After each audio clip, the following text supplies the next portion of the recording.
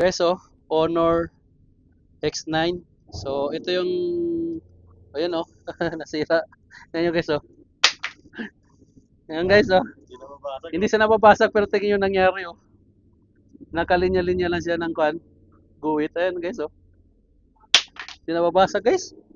Tibay, Tibay, tingin, walang basag, Oh, oh. Wala nga guys, Grabe. Ang tibay guys. Oh, sa tibay. Guys, tibay, Tibay ng cellphone. Pero ito ang problema guys, May guhit-guhit parang Samsung. Ayan, grabe, Wala talaga guys. Tingnan nyo, nakita nyo tingnan nyo guys, lakasan ko Oh, na, grabe. Wala pa rin guys. Ano ba gawin natin dito para mabasag tong LCD? Guys, wala. Tingnan nyo guys, Pupukin ko. Puta, wala talaga guys, Guys, ano to guys? Ayaw, Grabe, Touch pa. Natatouch pa rin guys. Matibay yung LCD guys, pero ito ang nangyari, Oh, grabe. Ano sa tingin mo, pre? Matibay, Oh, talagang tibay ang LCD guys.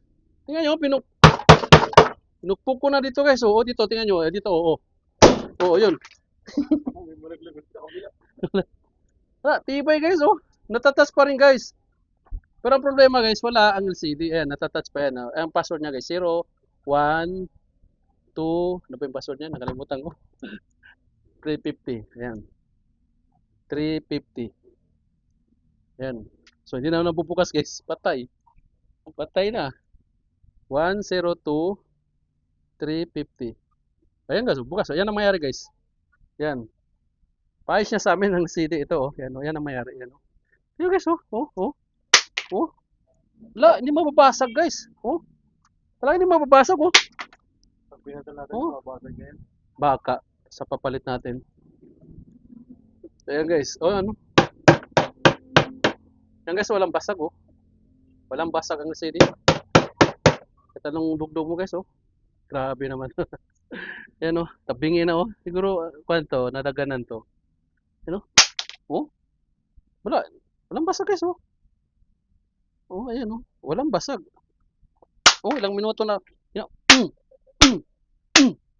Wala talaga guys. Kahit anong, gigil ko na, Gigil na ako dito. Gigil na ako guys. Wala. Talagang wala. Yun.